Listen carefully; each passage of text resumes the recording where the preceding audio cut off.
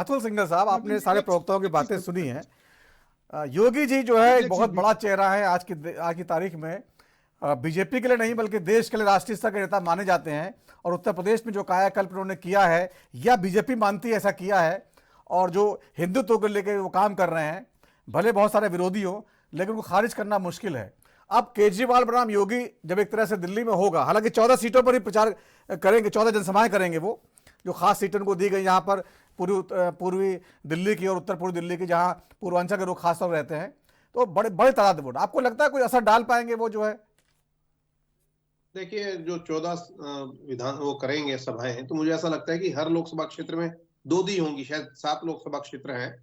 और इसमें कोई दो राय नहीं नवीन जी कि आज की डेट में सबसे जो लोकप्रिय नेता हैं उनमें उनका नाम शुमार है। लोग उनको देखना पसंद करते हैं, उनको सुनना पसंद करते हैं। और आपने खुद इस बात का जवाब दे दिया कि कानून व्यवस्था उन्होंने सुधारी है, और वो स्पष्ट बात करते हैं, हिंदुत्व की बात भी करते हैं तो स्पष्ट शब्दों में करते हैं। साथ में अभी जो महाकुंभ चल रहा है, तमाम रिपोर्ट आ रही है कि 40 करोड़ लोग वहां पर महाकुंभ में जाएंगे, तो कैसे उसकी उन्होंने व्यवस्था करी है। तो और ये भी आपने खुद बताया कि 2012-13 के बाद 2022-23 अब 25 आ गए, तो उनकी छवि में काफी सुधार हुआ है। तो निश्चित तौर पर लोग उनको सुनना भी पसंद करते हैं, उनकी बातों को लोग मानते भी हैं। और अगर मोदी जी के बाद बीजेपी में बात की जाए तो सबसे लोकप्रिय जो चेहरा है वो योगी जी का ही है।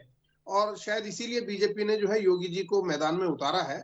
और निश्चित तौर पर वो असर तो करेगा, क्योंकि देखिए, जब चुनाव होते हैं तो आपको उसके अंदर सारी चीजें अपनानी पड़ती हैं। इसके अंदर उनका जो कार्य है वो भी, और साथ में जो वोटों का ध्रुवीकरण है, निश्चित तौर पर उसमें फर्क पड़ेगा, ऐसा मुझे लगता है नवीन। जी, जो उन्होंने बटेंगे तो कटेंगे नारा दिया था महाराष्ट्र चुनाव में, वो माना गया कि काफ़ी काम किया है वहाँ पर।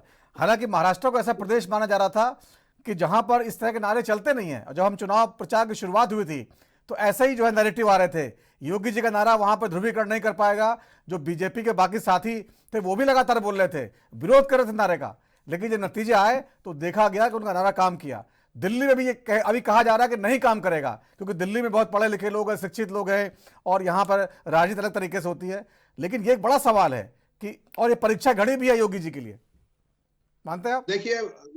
देखिए मेरी बात सुनिए। अगर ये कहें कि राजनीति में जो है सारी चीजें चलती हैं, और वोटों की राजनीति, या ये कहिएगा कि जातिवादी राजनीति तो हमेशा होती है, और सारी पार्टियां इस बात को करती हैं। और इसीलिए बटेंगे तो कटेंगे का जो नारा है उसको संघ ने भी उसको एक्नॉलेज कर दिया, आरएसएस ने भी उसमें मोहर लगा दी, और इसको एक तरीके से उन्होंने अपना पूरा नारा बना लिया, जिससे कि वोट, हिंदू वोट एक साथ आए।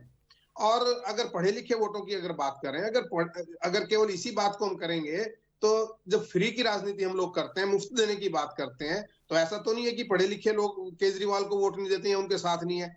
तो लोगों को तो अपनी अपनी सुविधा के अनुसार जो मतदाता है या जो उनके समर्थक हैं, वो देखते हैं कि उनको किस पार्टी के साथ क्या सुविधा है, और उसी हिसाब से वो जाना पसंद करते हैं।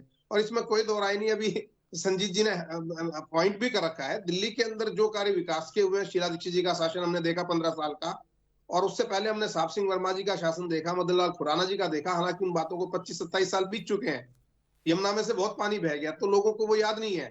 उस वक्त भी बाहरी दिल्ली में काफी कार्य हुए थे जब साहब सिंह वर्मा जी मुख्यमंत्री थे, क्योंकि वो बाहरी दिल्ली से आते थे।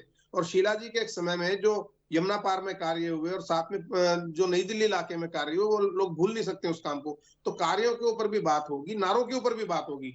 जब चुनाव होगा तो उसमें सारे मुद्दे भी उठेंगे, कार्य भी उठेंगे, और बातें भी उठेंगी। और हमें नहीं भूलना चाहिए कि हर चीज का अपना कोई ना कोई योगदान और असर जरूर होता है चुनाव के अंदर।